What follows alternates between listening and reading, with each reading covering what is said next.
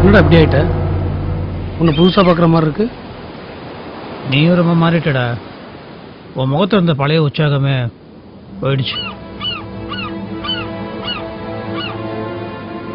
அப்புறம் நீ எப்படி இருக்க? நல்லா இருக்கேன், நிம்மதியாக இருக்கேன், சந்தோஷமாக இருக்கேன். அதான் பார்த்தாலே தெரியுது, கல்யாணம் ஆக போகுது இல்லை? அப்படி இல்லைடா. இல்லை தினேஷ், காரணமே வேற. கடவுள்னு சொல்லுவேன். கத்தி தூக்குன கையில் பைபிள் தூக்குனா வேற என்ன சொல்லுவேன்? கத்தியை தூக்கி போட்டதால பைபிளை தூக்கல, பைபிள் தான் கத்தியை தூக்கி போட வச்சுது. என்ன பார்க்குற? நல்லா பேசுறடா. இருதயத்தின் நிறைவினால் வாய் பேசும், பைபிள் வசனம்.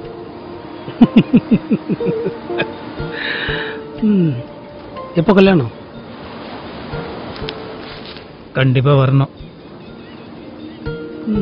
முயற்சி பண்றேன். நான் தலைமுறைவா இருக்கேன்டா. சேரமணியும் ஊர்ல இல்ல, இன்னும் அங்க என்ன பண்ற? அவன் தானே இல்ல, அவன் விட்டு போன தொழில் இருக்கே, அவன் ஒய்ஃபுக்கு சப்போர்ட்டா இருக்கேன்.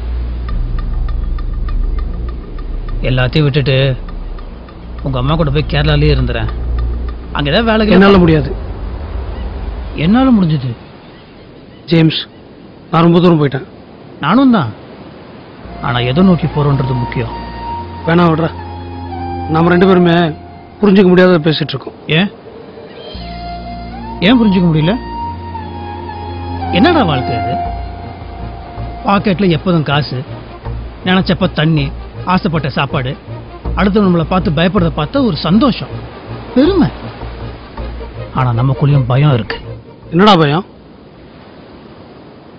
மரண பயம். சாவுக்கு பயப்படல? என்னைக்காவது நிம்மதியா பிரியாணியை ருசிச்சு சாப்பிட்டுருப்போமா? வெளியே இருக்கிற எதிரியோட கூட இருக்கிறவன் எப்ப போட்டு தள்ளுவானோன்னு பயப்படுறான். மறைஞ்சுதானே வாழ்றான். இதுல என்ன வீரம்? ரவுடியா இருந்தாலும் அவனுக்கும் குடும்ப ஆசை இருக்கும். அப்பா, அம்மா, தம்பி, தங்கச்சின்னு நமக்கும் பாசம் இருக்கும். யோசிச்சு பாருடா, இது வரைக்கும் எந்த ரவுடியாவது சண்டையில செத்தானா பாரு.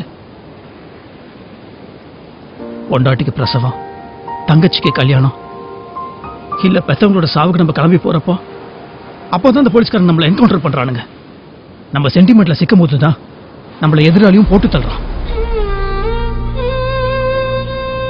எந்த ரவுடியோட பொண்டாட்டியும் சுமங்கலியா செத்த சரித்திரம் கிடையாது. எந்த ரவுடிக்கும் எல்ஐசியும் கிடையாது. வேணாம் தினேஷ், போதும். கல்யாணம் பண்ணிட்டு சந்தோஷமா இரு. ஏதாவது பிரச்சனைனா கூப்பிடு, நானே வரேன். ஆனா இனிமே நீ என்ன பார்க்க வராது. என்னால எந்த பிரச்சனையும் உனக்கு வரக்கூடாது. அதனால தான் சொல்றேன், கிளம்பு. நான் திரும்பி வருவேன். என்னை இப்படி மாத்தினது யாருன்னு உனக்கு புரிய வைப்பேன்.